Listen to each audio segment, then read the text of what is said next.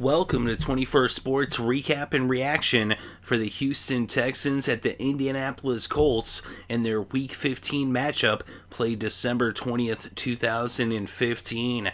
We're going to go over the scores and the stats and give our breakdown and analysis for this AFC South Division rivalry game that had first place on the line.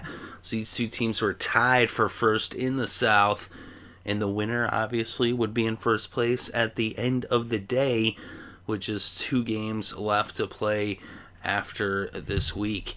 And so starting off on the first possession of the game, Houston would get the ball, but they would throw an interception as Yates was intercepted by Vontae Davis, but the Colts would fail to turn that into any points, and they would end up punting the ball back to Houston.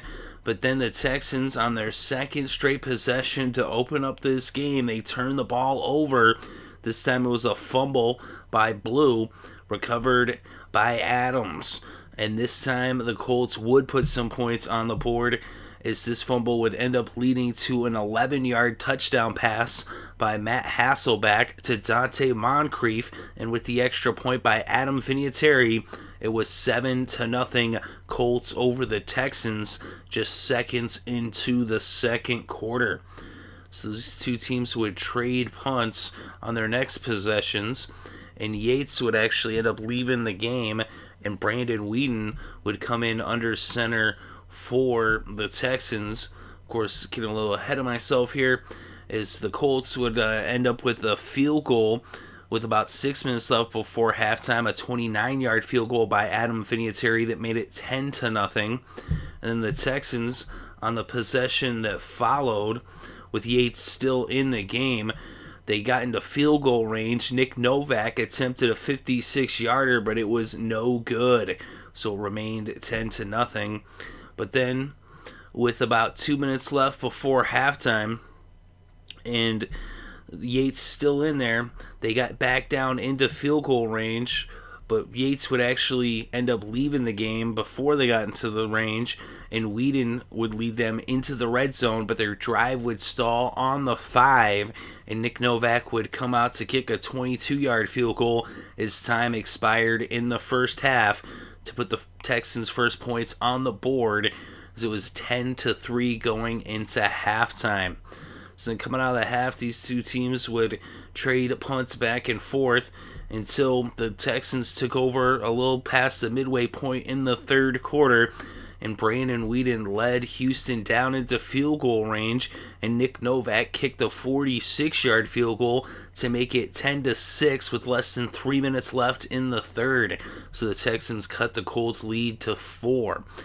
So then just on the final play of the third, the Texans would bring the quarter to a close. They'd open up the fourth, and they would get down to the red zone. And on first and goal from the 8, Brandon Weeden went to Jaelen Strong for an 8-yard touchdown. Novak added the extra point, and the Texans were in the lead for the first time in this game, up 13-10 now, with about 10.5 minutes left to play. The Colts would punt on their next possession. The Texans would punt as well. And then the Colts now would get the ball back with about 3 minutes left in this game. And in the fourth quarter, we actually saw Hasselbeck leave the game for a little bit and Whitehurst come in, but Hasselbeck was back under center, and on 2nd and 10 from the Houston 49, Hasselbeck goes to Griff Whalen, and he's blown up by Joseph. He fumbles, and Jackson recovers. So now Houston would take over with less than 3 minutes left to play in this game in Indianapolis territory, right on the edge of the red zone at the 21. Their drive would stall, though, at the 14 on the other side of the 2-minute warning. Nick Novak kicks a 32-yard field goal, and it was now 16-10 Texans over the Colts. So the Texans extend their lead to 6, and now the Colts would get the ball after the kickoff on their own 17-yard line, less than 2 minutes left to play, and a touchdown with the extra point would win this game. And on the first play of the possession, Hasselbeck intercepted by Boye, and the Texans take over, and all that was left to do was for Brandon Weeden to take 3 knees in the victory formation as the Houston Texans come back to score 16 unanswered points to win this game 16-10, their first victory in Indianapolis in franchise history. And that puts them in first place. More importantly, they're in the AFC South. So the Texans, with Brandon Weeden, who had been playing for the Cowboys a little earlier in the season and replacing the injured Romo at the time, and now after being released, now he's in Houston. He goes Southeast Texas, and comes away with the win here, coming off the bench, and gets the Texans their first win against their division rivals in Indianapolis. They beat them in Houston before, but they had never beat the Colts in Indianapolis at Lucas Oil. And this is a big win for Houston, finally getting that monkey off their back. They were 0-13, and now they finally get a W against the Colts in Indianapolis. Let's say that 5 more times. In Indianapolis. But, big win for Houston. They're now 500 on the season, 7-7, 3-4 on the road. The Colts fall to 6-8. They're 3-4 at home as they fall below 500 at home on the season. And now the Texans have a 1-game lead in this division with just 2 games left to play. So a huge win for the Texans. Really, whoever took this game was probably going to take the division, although we still got 2 more games left to play for both of these teams, and anything can happen. It's not over yet. But really, whoever was going to win the division had to win this game. So although it's not, anything can happen, but this one right here pretty much gives Houston this division. Of course, the Colts, it's been just a throwaway season for sure. But let's look at the stats. And Yates started off 6 for 10, 68 passing yards and 1 interception. But then after leaving the game to what looks like an ACL tear, regrettably.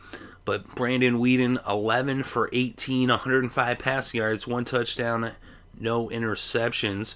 And Alfred Blue, he had that fumble early on, but he went on to rush for 107 yards off of 20 carries. So a very productive day. And DeAndre Hopkins, 8 receptions for 94 yards. And for the Colts, Matt Hasselbeck was 17 of 30, 147 passing yards, 1 touchdown, 1 interception.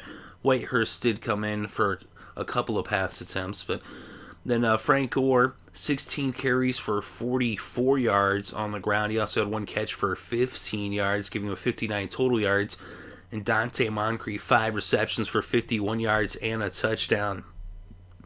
The kickers in this game, Adam Vinatieri, 1 for 1 on the field goals, 1 for 1 on the extra points. Nick Novak, 3 for 4 on the field goals, 1 for 1 on the extra points. In defense for this game, McKinney for Houston had a sack. Simon also had a sack, and Merciless had a sack. And Boye with that interception that really sealed the deal. Joseph also with a forced fumble.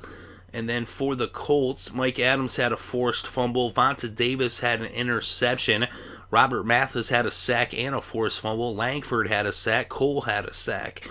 We look at the team stats. 20 first downs for the Texans. 14 first downs for the Colts. On third down, the Texans were 5 of 15, 33% conversion rate. They went for it twice on fourth down, converted both. And for the Colts, they were 4 of 13 on third down, 30% conversion rate. Total net yards in this game, 305 for the Texans, 190 for the Colts. And on the ground, Houston netted 3 times as many rushing yards, 155, just 50 for the Colts. And through the air, both teams struggled to get anything going with their passing game. But the Texans 150 through the air, allowing 3 sacks for a total of 23 yards lost.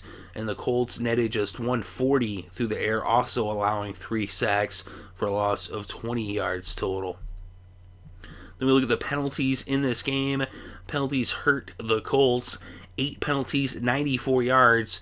And for the Texans, 6 penalties for 48 yards. The Colts had 1 fumble, which they lost. The Texans fumbled twice, recovering 1 and losing 1. And in the red zone, the Colts 1 for 2, 50%. The Texans 1 for 3, 33%. And the time of possession, 33 minutes, 56 seconds for Houston, 26 minutes, 4 seconds for Indianapolis. So this is a low-scoring, hard-fought defensive battle. Both teams getting the pass rush after the quarterback.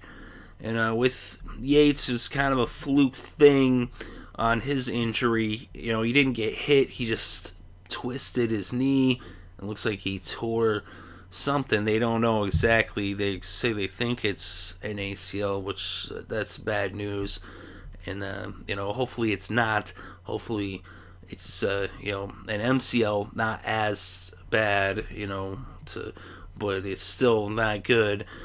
Maybe it's a meniscus. You never know. They won't know until like the MRI. But still, Weeden, though, coming in and not, lighting up the world, but he did what he had to do. He did a good job managing, the game. Not, turning the ball over. They stopped turning it over. He didn't throw an interception. He did throw a touchdown. He was actually looking pretty good, pretty accurate for the most part. And, he's putting some nice air on those balls, some nice spirals. And, of course, when you're throwing to DeAndre Hopkins, that always helps.